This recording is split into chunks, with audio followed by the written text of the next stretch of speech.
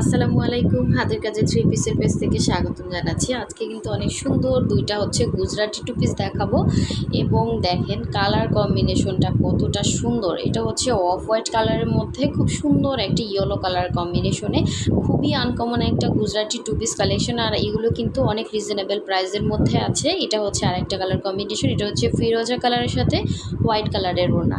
তো এই ড্রেসটা কিন্তু এই কালার কম্বিনেশনটা আপনাদের খুবই পছন্দের।